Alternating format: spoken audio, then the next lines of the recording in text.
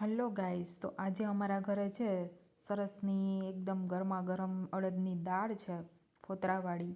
અને શનિવાર છે એમાં પણ આજે શનિવારે આપણે બપોરનું મેનુ છે ગરમા ગરમ એવી અડદની દાળ, બાજરાના રોટલા. તો અહીંયા અમારા રોટલા અમારા સાસુમાં તૈયાર કરે છે. તો હવે સરસ મજાના રોટલા તૈયાર થાય ને ત્યારબાદ બધા અમે જમવા બેસી જઈએ. અને જમતા પહેલાં તો આપણે ભગવાનને ભોગ અર્પણ કરી દઈશું.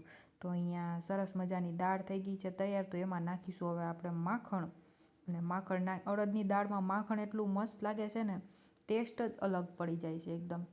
દાલ મખની જેવો ટેસ્ટ આવી જાય છે માખણ નાખીએ એટલે સરસ મજાનો. તો હવે અહીંયા સરસ ગરમા ગરમ રોટલા આપણા થઈ ગયા છે તૈયાર, ફૂલીને દડા જેવા.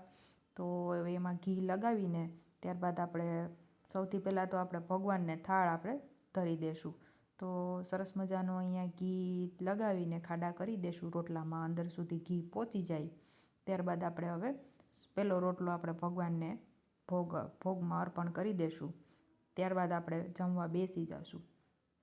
તો અહીંયા ભગવાનને થાળી જાય છે, છાશ ને દહીં ને સરસ મજાની કાચરી છે અહીંયા તળેલી ને એવું બધું છે.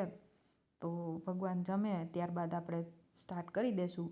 તો અહીંયા દાળ જોઉં તમે, એકદમ લીલું લસણ ને શિયાળામાં કોથમીર ને લીલા મરચાં ને ભરપૂર નાખીને મસ્ત ગ્રીન આખી દાળ બનાવી છે. તો આવી જાઓ તમે પણ બધા જમવા. અને અમે ને અમિત બેસી ગયા છે અહીંયા જમવા. ગરમા ગરમ અડદની દાળ અને બાજરાના રોટલા, અને એ પણ સાસુમાના હાથના, હો ભાઈ.